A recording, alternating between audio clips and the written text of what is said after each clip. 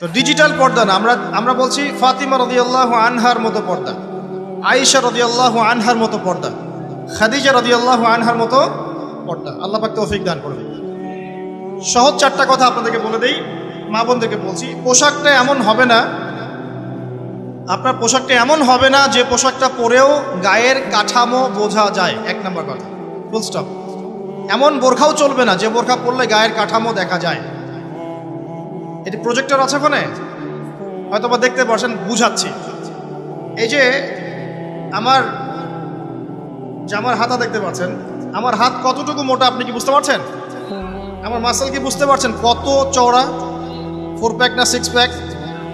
আচ্ছা, এটা কোনো প্যাকই না অবশ্য। আচ্ছা, তো এখন এটা ঠিক আছে পর্দা। এটা যদি আপনার অন্য কোনো অঙ্গ প্রত্যঙ্গ হয় একই হুকুম, প্রতিটার ক্ষেত্রে কি একই হুকুম। হাতের ক্ষেত্রেও যেমন হুকুম, অন্য সমস্ত অঙ্গ প্রত্যঙ্গের ক্ষেত্রে কি একই হুকুম। বুঝতে পারছি? আর ভেঙে বলা দরকার আছে? আচ্ছা, এখন যদি এই কাপড়টা এমন হয় যে কাপড় পরেও আমার হাতের কাঠামোটা এভাবে বোঝা যাচ্ছে, দেখেন এখন বোঝা যাচ্ছে যে আমার হাত কতটুকু মোটা কতটুকু পাতলা, এই পর্দা চলবে না, এই বোরখা চলবে না। এটা এক নাম্বার। 2 নাম্বার কি? 2 নাম্বার হচ্ছে কাপড়টা এত পাতলা হবে না যেটা পরেও বাইরে থেকে ভিতরের অঙ্গ দেখা যাচ্ছে। ঠিক আছে? একটু দেখেন, আমার এই জামা দিয়ে কি ভিতর থেকে বাইরে থেকে দেখা যাচ্ছে যে আমার হাতের রং কেমন? এটা ঠিক আছে। যদি কাপড়টা এমন হতো যে বাহির থেকেই ভিতরের অঙ্গ দেখা যাচ্ছে তাহলে এটা পর্দা হতো না। 2 নম্বর পয়েন্ট কি তাহলে? এই কাপড়টা এমন হবে না যে কাপড় পরেও বাহির থেকে ভিতরের অঙ্গ দেখা যায়। 2, আমি চেষ্টা করছি সহজ করে বলার জন্য। 3 নাম্বার হচ্ছে কাপড় এমন হবে না যে কাপড়টা পুরুষদের কাপড়ের সাথে সাদৃশ্য আছে। আপনি টি শার্ট, গেঞ্জি, স্কিন প্যান্ট বা পুরুষরা যে পোশাকগুলো পরে এগুলো পরতে পারবেন না। কথা কি বুঝতে পারছেন?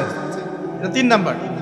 আর 4 নাম্বার হচ্ছে অমুসলিমদের সংস্কৃতির সাথে, তাদের ধর্মীয় কালচারের সাথে সাদৃশ্য আছে এমন কোনো পোশাক আপনার পরা যাবে না। এটা ছেলে মেয়ে উভয়ের জন্যই বলছি। কয়টা বললাম মূলনীতি ভাই? 4টা। মা বোনকে শিখাতে পারবেন তো ইনশাল্লাহ?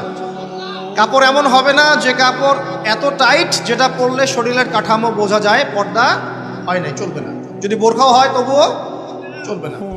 2, এত পাতলা হবে না যে বাহির থেকে ভিতরের অঙ্গ দেখা যায়, চলবে না। 3 নাম্বার, পুরুষদের পোশাকের সাথে সাদৃশ্য আছে এমন পোশাক পরা যাবে না। যদিও বা শেষ জামানায় এই শ্রেণীর মেয়েদের সংখ্যা বাড়বে যারা পুরুষের পোশাক পরে রাস্তায় ঘুরবে।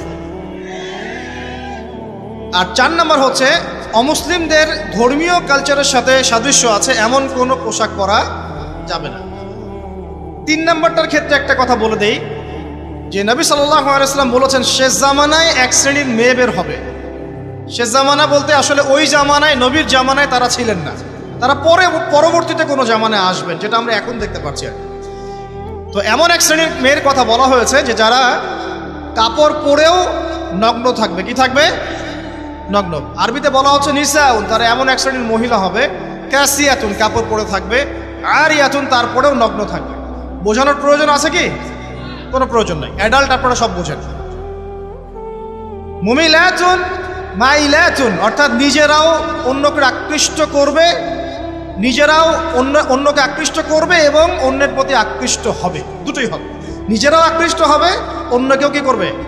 আকৃষ্ট করবে। ওই যে সিডিউস, নিজেরাও সিডিউস হবে, অন্যকেও সিডিউস করবে।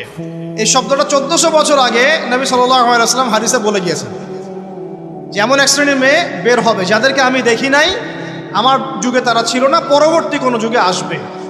এদের ব্যাপারে নবী সাল্লাল্লাহু আলাইহি ওয়াসাল্লাম বলছেন যে তারা জান্নাতে যাবেও না, জান্নাতের গন্ধ কখনো পাবে না। আল্লাহ পাক কোরআনে বলেছেন একটা সূরায়, যদি আল্লাহ রাব্বুল আলামিন রাতকে স্থবির করে দেন, কেউ কি আছে দিন নিয়ে আসবে? আবার বলেছেন আল্লাহ পাক যদি দিনকে স্থবির করে দেন, স্থির করে দেন, কোন সত্তা কি আছে রাত এনে দিবে? তাহলে আল্লাহ পাক চাইলে একদিনকে 1 বছর করতে পারেন না? একদিনকে 1 মাস করতে পারেন না? একদিনকে 1 সপ্তাহ করতে পারেন কিনা? বাকি দিনগুলো আমাদের মতোই। সাহাবীরা বলছেন ইয়া রাসূলুল্লাহ সাল্লাল্লাহু আলাইহি ওয়াসাল্লাম, নবীর নাম আসলে কি পড়বেন? সাল্লাল্লাহু আলাইহি ওয়াসাল্লাম, তাহলে 10 নাকি পাবেন? 10টা গুনাহ মাফ হবে, আল্লাহ পাক আপনার প্রতি 10 বার রহম করবেন। আর যে ব্যক্তি নবীর নাম শুনে দরুদ পড়ে না, নবী সাল্লাল্লাহু আলাইহি ওয়াসাল্লাম তাকে বদদুয়া করেছেন। কি করেছেন? বদদুয়া করেছেন। একদিন নবীজি সাল্লাল্লাহু আলাইহি ওয়াসাল্লাম মিম্বরের উপর দাঁড়িয়ে আছেন, তৃতীয় সিঁড়িতে গিয়ে তিনি বললেন আমিন। সাহাবীরা বললেন, আপনি কেন আমিন বললেন ইয়া রাসূলুল্লাহ? তখন নবীজি বললেন, তৃতীয় সিঁড়িতে আমি যখন ছিলাম তখন জিবরাইল আলাইহিস সালাম এসে আমাকে বলেছেন, হে মুহাম্মদ, সেই ব্যক্তি ধ্বংস হোক যার সামনে আপনার নাম উচ্চারিত হয়েছে কিন্তু সে আপনার নাম শুনেও দরুদ পড়ে নাই। তাহলে আমরা রাসূলুল্লাহ সাল্লাল্লাহু আলাইহি ওয়াসাল্লামের নাম শুনে দরুদ পড়ব কিনা? না পড়লে কি হবে?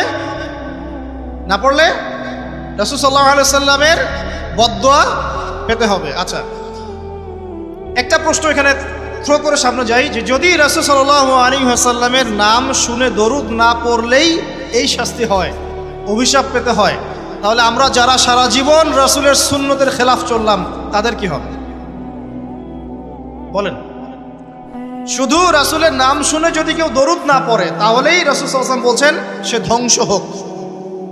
তাহলে যে ব্যক্তি সারা জীবন, আমরা এখন দাড়ি রাখতে পারলাম না, সুন্নতি লেবাস চিনলাম না, টাকটুর উপরে কাপড় উঠাতে পারলাম না, আমরা রাসূলের মতো সুন্নত পদ্ধতিতে নামাজ পড়তে পারলাম না, কোরআন তেলাওয়াত করা শিখলাম না, তাসবিহ তাহলিল করতে পারলাম না, পর্দা করলাম না, রাসূলের আদর্শ নিজের ভিতরে ধারণ করলাম না, পরিবারের রাসূলের আদর্শ প্রতিষ্ঠা করলাম না, সমাজে প্রতিষ্ঠার কোনো চেষ্টা করলাম না, রাষ্ট্রে প্রতিষ্ঠার কোনো চেষ্টা করলাম না, আমাদের কি হবে? এটা বোঝার জন্য কি পিএইচডি ডিগ্রি করার দরকার আছে? বুঝতে পারছি না কি হবে। যেমন একটা আয়াত আছে কোরআনে, সূরা বাকারার 279 থেকে 84 পর্যন্ত দেখবেন। একটা আয়াতে আল্লাহ পাক বলছেন, ইয়া আইয়ুহাল্লাযীনা আমানু, হে মুমিনগণ। মুমিন কারা? আমরা তো মুমিন নাকি? মুমিন কারা? কি আমরা মুমিন না? কনফিউশন আছে?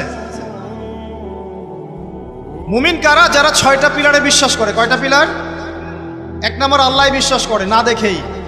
2 নম্বর আল্লাহ পাকের ফেরেশতা মণ্ডলীর প্রতি বিশ্বাস করে না দেখেই। 3 নম্বর আল্লাহ পাকের সমস্ত আসমানি কিতাবে বিশ্বাস করে না দেখেই। 4 নম্বর আল্লাহ পাকের প্রেরিত রাসূলগণের প্রতি বিশ্বাস করে না দেখেই। আমরা কি নবীজিকে দেখেছি? দেখি নাই। সাহাবীরা দেখেছেন। যে ব্যক্তি পরকালে বিশ্বাস করে না দেখেই, এবং তাকদীর বা ভাগ্যের ভালো মন্দে বিশ্বাস করে না দেখেই।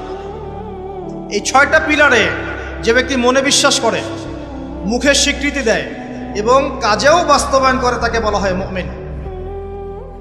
শুধু মুখে বলে, কাজের কোনো ফিকির নাই, মুমিন বলা যাবে?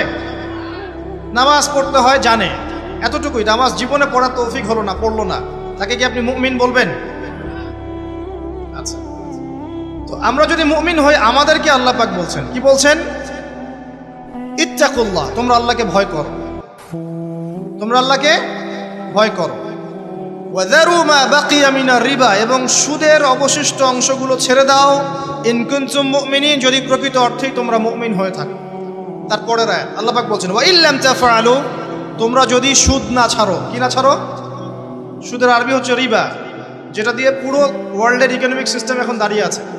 তোমরা যদি সুদ না ছাড়ো তাহলে কি হবে? ফাযানু বিহারবিন মিনাল্লাহি ওয়া রাসূলিহি, তাহলে আল্লাহ এবং তার রাসূলের বিরুদ্ধে যুদ্ধের ঘোষণা শুনে রাখো।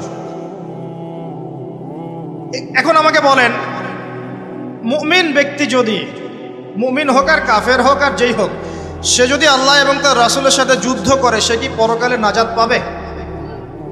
মুসলিম হয়ে কালিমা পড়ে সুদ খেয়ে যদি আল্লাহ এবং তার রাসূলের সাথে যুদ্ধ করে, সে কি কবরে প্রশ্নের উত্তর